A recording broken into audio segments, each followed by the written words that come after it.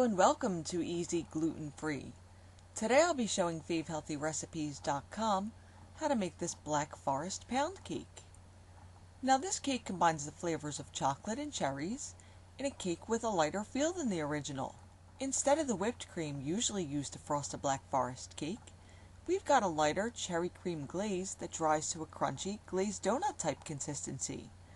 And the cake itself is a classic buttery pound cake that's been given a more festive feel by adding sweet cherries and shards of dark chocolate to the batter. But to keep this on the lighter side, I've also replaced half the butter in the original recipe, which incidentally calls for a pound, with low-fat Greek yogurt.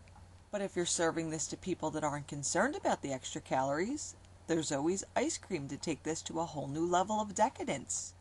Alright, to make this one you're going to need 1 cup of butter very well softened, 1 3/4 cups of sugar, 5 eggs at room temperature, 2 teaspoons of vanilla extract, 1 cup of low-fat Greek yogurt or light sour cream, 3 cups of gluten-free Bisquick. If you're not following a gluten-free diet, you can just stir together 3 cups of flour with 2 teaspoons of baking powder, 1 15-ounce can of pitted cherries in heavy syrup drained well with the syrup reserved. Now you'll want to cut 10 of the cherries in half and set them aside to top the cake. And the rest of the cherries should be quartered and added to the batter. You'll also need 3½ ounces of quality dark chocolate cut into thin shards. And you'll want to set aside 1/4 of the chocolate to top the cake, and the rest gets added to the batter. Okay, now to make the cake, first preheat the oven to 350 degrees and line a 10-inch springform pan with parchment paper sprayed with nonstick spray.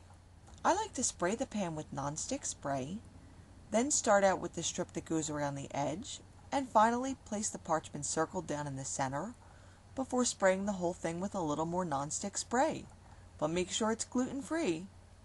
Now to make the batter, using the paddle attachment of your mixer, beat the butter and sugar together until light and fluffy.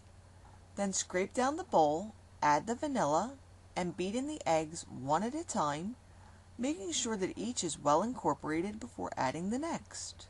Alright, stop the mixer, scrape down the bowl, and add the yogurt, and beat until everything's smooth and well incorporated.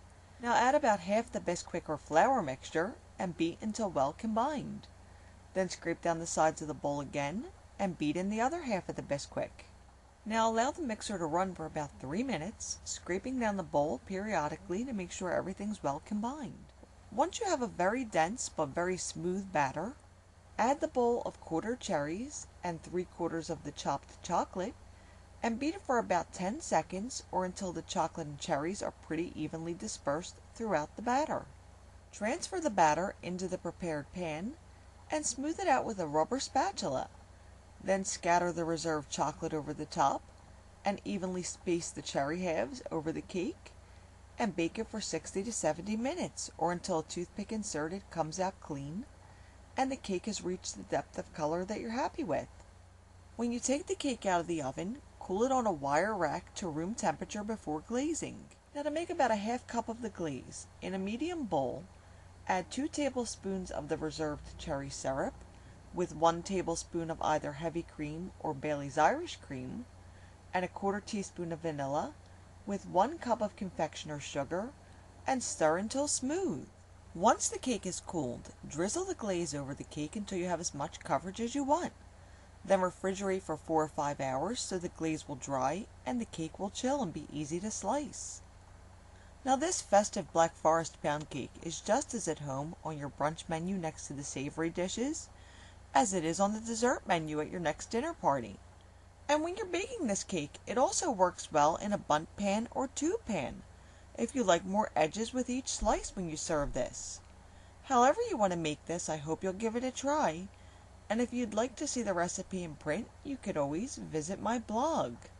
And for additional recipes and tips to fit in with your healthy lifestyle, visit my friends at favehealthyrecipes.com. See you again soon.